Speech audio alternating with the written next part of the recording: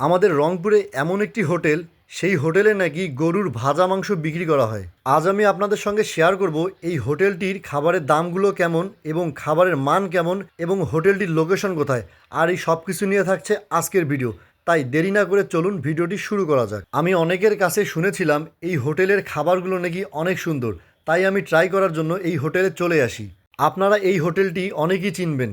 আপনারা বৈরাগীগঞ্জে যে কালাভুনা খেতে যান, এই বৈরাগীগঞ্জের আগেই যে বৈরাগীগঞ্জ বাজারটি আছে, সেই বৈরাগীগঞ্জ বাজারের প্রাইমারি স্কুলের পাশেই এই হোটেলটির অবস্থান। আর এই হোটেলটির নাম মায়ের দোয়া হোটেল। অনেকে আবার এই হোটেলটিকে ভান্ডারি হোটেল নামেও চিনে। হোটেলটিতে যাওয়ার পর আমি তাদের 200 টাকা প্যাকেজের খাবারটি অর্ডার করি। এই প্যাকেজের মধ্যে ছিল 1 প্লেট ভাত এবং 1 বাটি গরুর মাংস এবং 2 পদের ভর্তা, ডাল এবং ভাজি। আপনাদেরকে আরও একটি কথা জানিয়ে রাখি, আমি এই হোটেলে গিয়েছিলাম কালাভুনা খাওয়ার জন্য, কারণ আমাকে অনেকে বলেছিল এই হোটেলের কালাভুনা নাকি অনেক সুন্দর। কিন্তু যাওয়ার পর আমি দেখতে পারি তাদের এটি কালাভুনা নয়, এটি হলো ভাজা মাংস।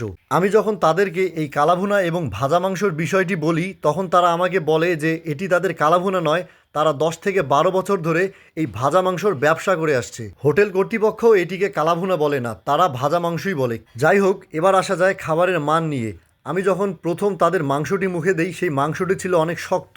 মাংসগুলো বেশি পরিমাণে ভাজার কারণে অনেক শক্ত হয়ে গিয়েছিল। তারা এমন পরিমাণে মাংসগুলো ভাজে, সেই মাংসের বাটিতে যদি হাড্ডি পড়ে সেগুলো আপনারা চিবিয়ে খেতে পারবেন। তাদের খাবারগুলো একদম অসাধারণ ছিল না, মোটামুটি চলে। আপনারা যদি কেউ এখানে গিয়ে খেয়ে থাকেন অবশ্যই কমেন্ট করে জানাবেন। তাহলে ভিডিওটি আজ এখানেই শেষ করছি। ভালো থাকবেন, সুস্থ থাকবেন। আসসালামু আলাইকুম, আল্লাহ হাফেজ।